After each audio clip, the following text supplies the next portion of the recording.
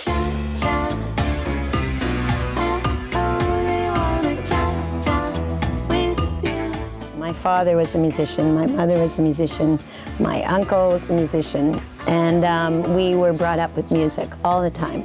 And so then I started teaching music after I graduated, and then I said, oh, I don't want to do this anymore, I want to write. And so I just started writing, and then I just kept writing, and then I was in the studio with the producer, and we were looking for a singer to sing some of my tunes, because I just do the ghost vocals, and then we'd get someone else in. And he said, Mitch, why don't you sing them yourself? So I said, no, I don't sing. He goes, yeah, Mitch, you sound fine, I think you should sing. So I go, okay. So I started singing, and then yeah, and then it just kind of went from there.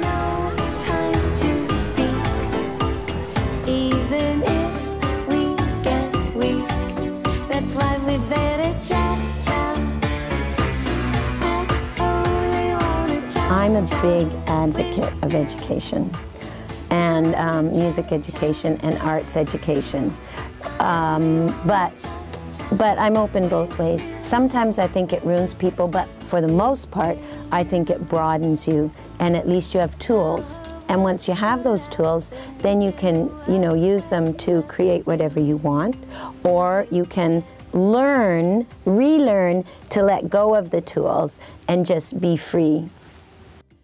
Tone quality and musicality. I think musicality has to come first. Because you can always work with tone, but if there's you can see an inherent understanding musically, then that's someone who's a pleasure to work with. We have a pretty clear-cut picture of what we want before. And then, I always encourage suggestions and input and want them to make it theirs.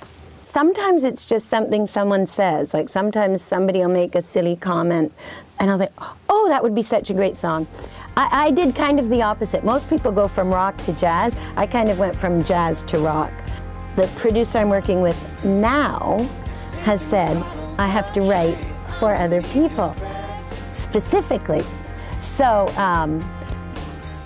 I'm writing for boys, for a male singer. So it's really neat writing for a male perspective, because first I'd come in with all my songs and he'd look at me and say, rah, rah, rah, rah, rah, this is all girl stuff, get rid of it.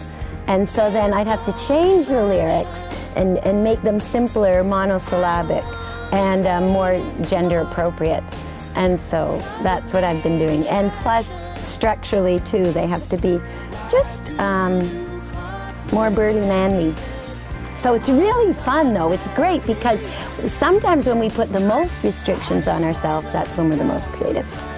But you still have to leave room for creative expression, and you have to create a comfortable environment for them to work in. And I had a philosophy professor in university where I showed him some of my poems, and he said, I love poets, because poets try to fit the world into, 3 little lines.